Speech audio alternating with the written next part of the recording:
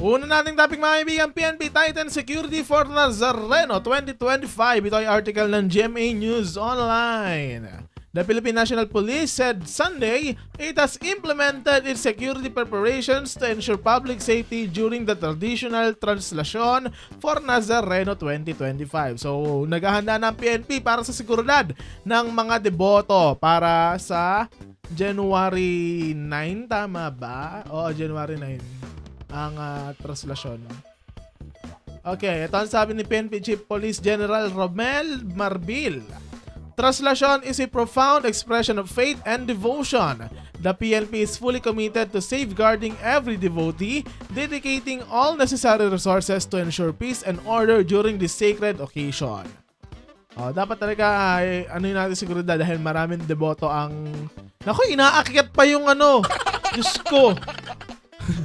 Lalang. Sorry. Marbil added that the PNP Comprehensive Security Plan was implemented in coordination with local government units, religious organizations, and other relevant agencies. Thousands of police personnel will be deployed to key areas such as the prosecution route, high-density locations, and designated entry and exit points. So, pinaghahanda na yung mga labas-pasok na yan, di ba? At magtatalaga din po ng mga parang mga points na pwedeng puntahan for medical, security, ganon. Basta abangan nyo yan. Abangan nyo na lang yan. Pinaghahanda naman na. Meanwhile, the PNP Intelligence Group and Anti-Cybercrime Group will closely monitor the potential physical and digital threats. Specialized units trained in crowd control will ensure order and the smooth flow of the crowd.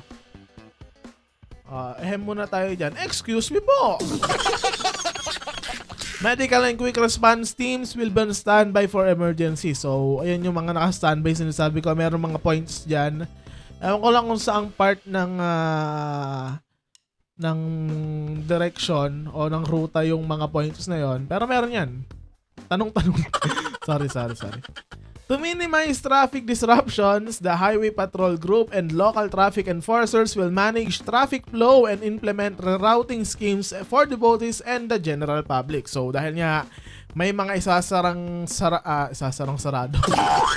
May mga isasarang kalsada para magbigay daan sa ruta ng translasyon, magbibigay sila ng mga ibang ruta para sa mga deboto, pati na rin sa mga nagmamaneho. Ano ba tawag, nakalimutan ko? Motorista, yun. Diyos ko naman.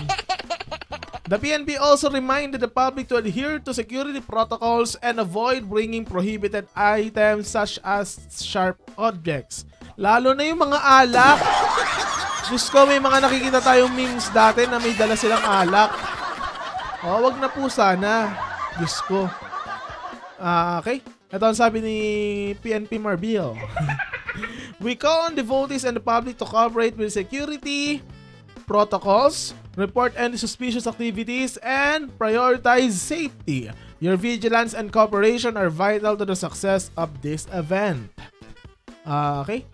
Ito ulit sabi niya, security is a shared responsibility. Through unity. Ayun naman yung unity. Sarap lang.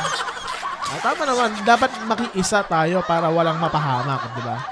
Pero wag naman yung unity na yung ganun. Through unity and collaboration, we aim to make Translasyon 2025 a secure and spiritually enriching experience for everyone.